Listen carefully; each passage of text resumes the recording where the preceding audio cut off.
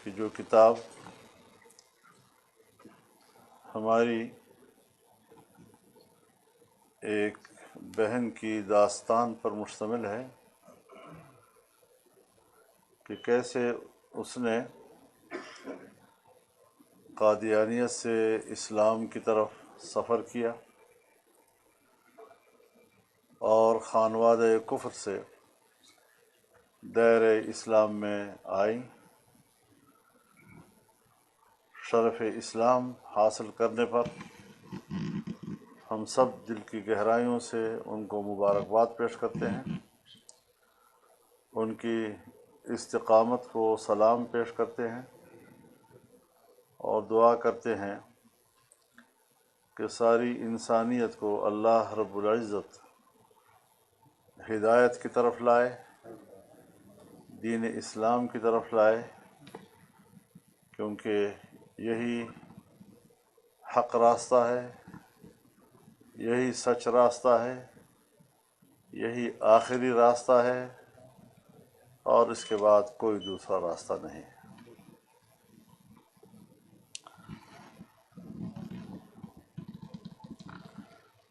اس سفر میں جن حضرات نے ان کی مدد کی، ان کو سہارا دیا، ان کی تربیت کی، میں انہیں بھی خراج تحسین پیش کرتا ہوں اور اللہ تعالیٰ سے دعا کرتا ہوں کہ رب العزت اس کا اجر ان کو دنیا میں بھی اور آخرت میں بھی عطا فرمائے۔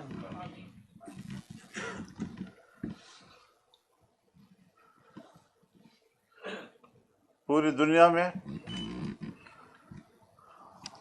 اور بالخصوص بر صغیر میں قادیانیت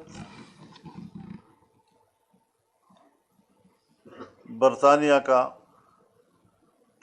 خود کاشتہ پودا ہے، جس کا اعتراف اپنی کتابوں میں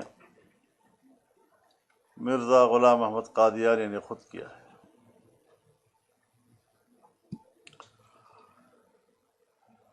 بالکل اسی طرح جس طرح اسرائیل برطانیہ کا خود کاشتہ پودا ہے۔ ایک مشنری تحریک کے طور پر مسلمانوں کو گمراہ کرنے کی ایک تحریک ہے، راہ حق سے ہٹانے کی ایک تحریک ہے، لیکن ہمارے اکابر، ہمارے اسلاف، ان کو اللہ رب العزت کروڑوں رحمتوں سے نوازے، جنہوں نے اس فتنے کا تعاقب کیا اور اس کا اصل چہرہ دنیا کے سامنے بے نقاب کیا، اس کی حقیقت دنیا پر واضح کی، انہیں غیر مسلم قرار دیا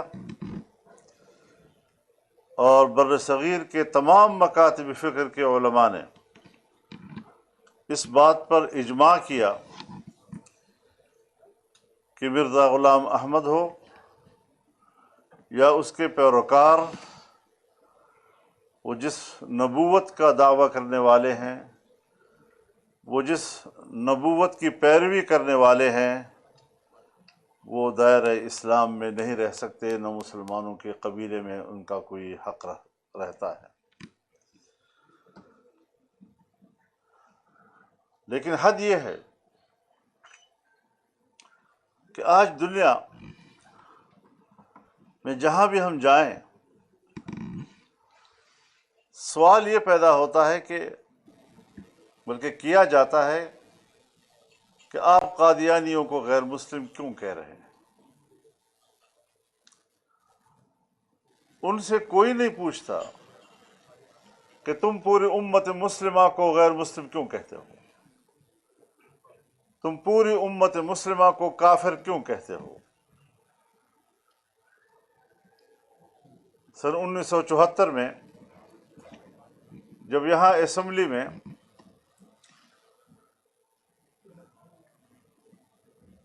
اس زمانے میں شاید مرزا طاہر تھے، مرزا ناصر، ان کو اسمبلی کی کمیٹی کے سامنے بلایا گیا اور ان پر جرح ہوئی، تو ان کی کتابوں سے حوالے دے کر ان کو بتایا گیا کہ آپ کی کتابوں میں لکھا ہے کہ جو شخص مرزا غلام احمد پر ایمان نہیں لاتا وہ کافر ہے، پکا کافر ہے، دائرہ اسلام سے خارج ہے، اولاد البغایا ہے۔ تو جرح کے دوران حضرت والد صاحب رحمہ اللہ فرمایا کرتے تھے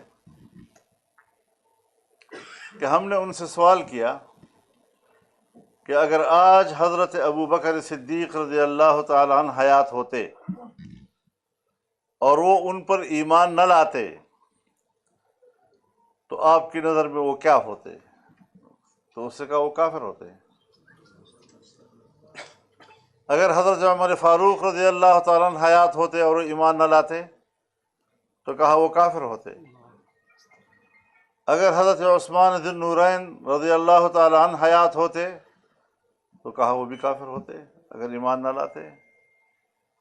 حضرت علی کا ذکر کیا، حضرات حسنین کا ذکر کیا، حضرت فاطمہ کا ذکر کیا، اور پورا ایوان چونک اٹھا اس سے کہ اچھا یہ ہم سب کو کافر کہتے ہیں۔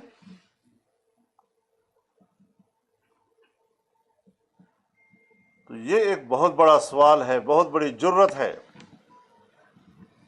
کہ خود کفر کرنے والا وہ امت مسلمہ کو کافر تصور کرتا ہے۔ بفروغ چہر زلفت ہم شب زند رہے دل، چه دلاور است دزدے کہ وہ کف چراغ دار۔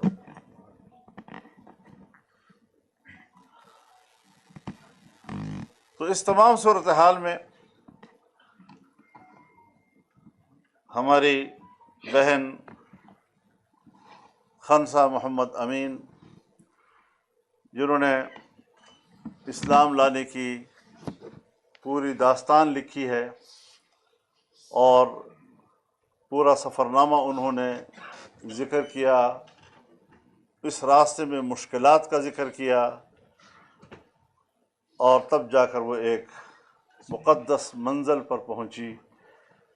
اس راہ میں جنہوں نے بھی ان کا تعاون کیا ہے ہم ان کے بھی شکر گزار ہیں اور ان کو خراج تحسین پیش کرتے ہیں، لیکن یقیناً اسلام کا راستہ یہ قرآن کریم کے الفاظ میں ایک گھاٹی ہے، مشکل گزرگاہ ہے۔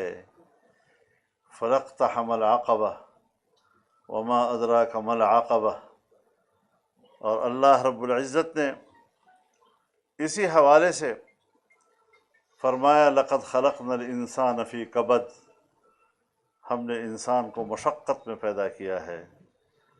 اور جب وہ شریعت کی راہ میں اور اس گھاٹی میں قدم رکھتا ہے تو جانتے ہو یہ کیا گھاٹی ہے؟ اس میں انسانیت کی آزادی کا پیغام ہے، فک و رقبہ۔ اس میں انسانی معاشی کی معاشی خوشحالی کا ذکر ہے، او اطعام فی یوم ذی مسغبہ۔ اس میں مفلوک الحال طبقوں کا ذکر ہے جس کو سہارا دینا امت مسلمہ کی ذمہ داری قرار دی گئی، یتیما ذا مقربہ او مسکینا ذا مطربہ۔ تو اس پیغام کو ہمیں سمجھنا چاہیے کہ یہ حق راستہ ہے لیکن مشکل راستہ بھی ہے۔ اسلام قبول کریں، اسلام کا راستہ اختیار کریں اور پھر سوچیں کہ مشقتیں نہیں ہوں گی، آزمائشیں نہیں آئیں گی، مشکلات نہیں آئیں گی، یہ شاید پھر ہم نے دین کو صحیح سمجھا نہیں۔ والعصر ان الانسان لفی خسر، ویسے تو انسان اور ہر انسان خسارے میں ہے، لیکن اگر انسان کامیابی کا متلاشی ہے تو 4 باتیں ہیں جو اس کو اپنانی ہوں گی۔ ایک ایمان، الا الذین آمنوا، اور دوسرا پاک اور ستھرا کردار، وعملوا الصالحات، عقیدہ و کردار کی یکسانیت ہونی چاہیے۔ عقیدہ کچھ ہے اور کردار کچھ ہے، یہ آپ کو خسارے سے نہیں نکال سکتی۔ وتواصوا بالحق، حق کو پھیلانا، اور ہمارے اکابر علماء نے اس حق کی جو تعبیر کی ہے، علماء کرام جانتے ہیں، میری رہنمائی فرمائیں گے کہ جو چیز مطلقاً ذکر ہو، علی الاطلاق ذکر ہو، تو خارج میں اس کا فرد کامل مراد ہوتا ہے۔ اب حق کا ذکر یہاں مطلقاً ہوا ہے، اور حق ضد ہے باطل کا۔ حق کے لغوی معنی کسی چیز کے ہونے اور رہ جانے کا نام ہے، اور باطل لغت میں کسی چیز کے مٹ جانے کا نام ہے۔